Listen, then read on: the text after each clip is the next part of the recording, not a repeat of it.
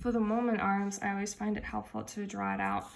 So you can see here, I drew the deltoids as the main workers of this motion, because they're really the ones that are bringing the hands to move this way. So the moment arm here is most likely longest, and so it has most leverage here, and the muscle has to do least amount of work here. As the muscle comes down to the body and the rope is underneath the body, it has the smallest moment arm from the axis of I guess the axis is around T7. And so as the arm is lowest over here, the moment arm is shortest, and therefore the shoulders have to work the most when the rope is beneath and above you to bring it either further around or further back. The moment arms of the gastrocnemius is also going to be shortest when the foot is all the way plantar flex and the rope is coming underneath the body. But as it is here, it has the longest moment arm and therefore has most leverage. As well as, and then for the quadriceps too, right now they have the longest moment arm and most leverage, whereas when they are extended, they'll have least amount of leverage and will have to work more. So then for speed, this is a pretty fast movement. Obviously, you can see the rope spinning around.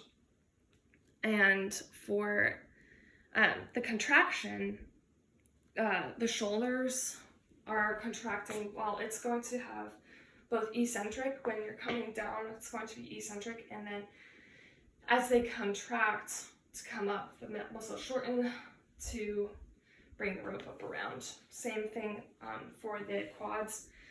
They're going to lengthen and then concentric movement as the knees extend.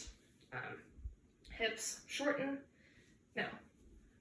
lengthen, and then shorten to come back up. And you see a lot of stress shortening cycle in the gastrocnemius as it lengthens and shortens to come up.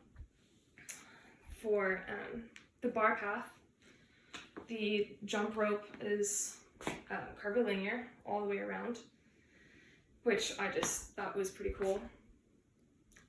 Because then the moment arms are technically going to be the same all the way.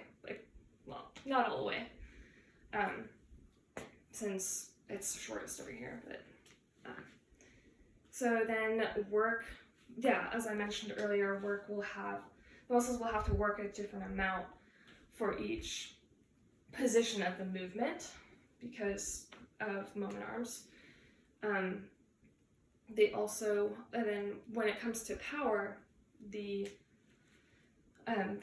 faster you go, the more power you have. I don't think you'll be able to have a lot of power with this movement just going the speed I was going, because the mass of the rope is so small that my muscles hardly even have to work to produce any force, and therefore without large force there's little power. Unless I really speed up the movement, which I would need a lot of practice with. There is, you could strengthen, you could increase plyometrics with the stretch shortening cycle in a way.